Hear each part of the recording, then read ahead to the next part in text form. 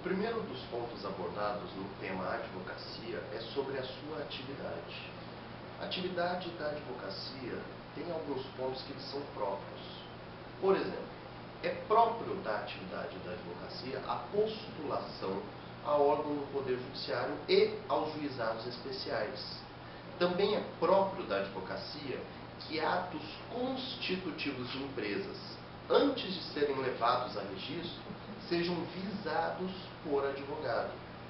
Lembre-se sempre, habeas corpus não é atividade privativa de advogado, em qualquer instância. Certo? Também lembre-se sempre, a atividade da advocacia ou atividade de advocacia não pode ser divulgada em conjunto com qualquer outra atividade. Se houver anúncio, se houver divulgação da atividade de advocacia, deve ser sempre um anúncio exclusivo, uma divulgação exclusiva. Correto? Além do que, lembre-se sempre, a atividade da advocacia remete à indispensabilidade do advogado. O advogado ele é indispensável porque no seu ministério privado ele presta serviço público e exerce função social. Porque na sua tarefa dia a dia ele contribui na postulação de decisão favorável e ao convencimento do juiz. Lembrando sempre, a atividade da advocacia é munus público.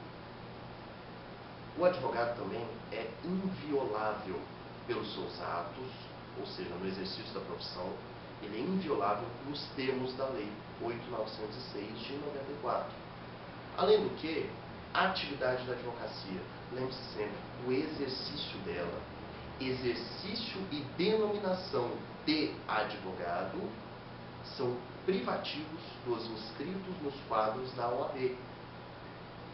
Além do que, integrantes da Advocacia da União, Procuradoria da Fazenda Nacional, Defensorias Públicas, Consultorias e Procuradorias, além de se submeterem aos seus regimes próprios, se submetem aos rigores da lei dos advogados.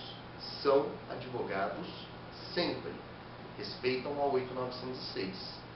Além do que, sempre a atividade da advocacia, ou seja, quando a gente fala do advogado, a gente lembra da figura dos nossos queridos estagiários.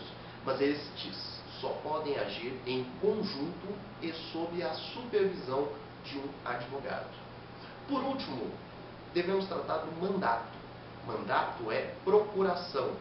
Diferença entre mandato e mandado.